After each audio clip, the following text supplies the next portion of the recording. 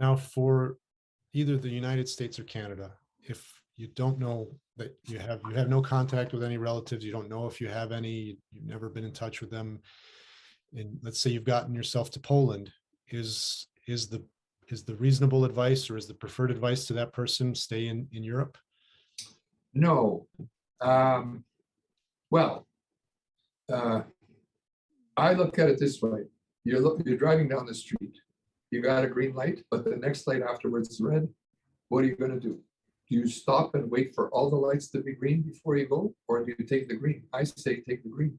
Whatever is open to you, take it. If you can get to Canada, go to Canada. If you can get to the States, go to the United States. If you got a multiple entry B1, B2 visa for the United States, that's a visitor's visa, take it and go soon. Don't wait.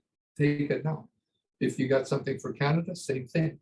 You don't have to have a relative either in Canada or the United States to enter either country. Even someone who has no relatives, but has someone who's a friend or acquaintance or business colleague who's willing to apply for them to write a letter of support saying, hey, this is a friend of mine.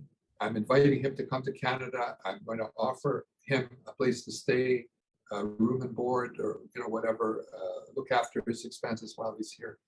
That would open the door for that person to come to Canada. If they have no relative and no friend who will write a letter supporting them, the chances of them coming to Canada or the United States are slimmer unless they can show how they're going to support themselves in the United States or Canada when they do come in. If they've got money, and let's say they can show, well, I've got $10,000 or whatever in the bank or something like that, then even then that person could come. But if they have no money and no support, chances of getting permission to come in are less. But to address your question, Dan, more directly, you're asking about choosing between Europe and Canada or the United States. That's a choice that depends on, do you have any relatives or friends there? Maybe you have a place or an occupation that will be perfect for Europe, but maybe won't be good for Canada or the United States.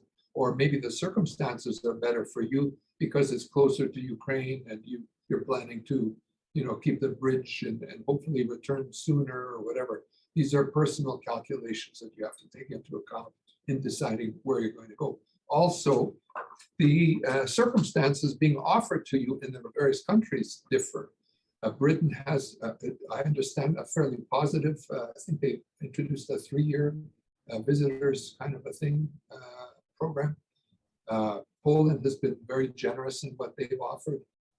I know that all the countries in Europe appear to be offering various forms of support. So you might want to canvass where are your best opportunities and decide, is that the best thing for you?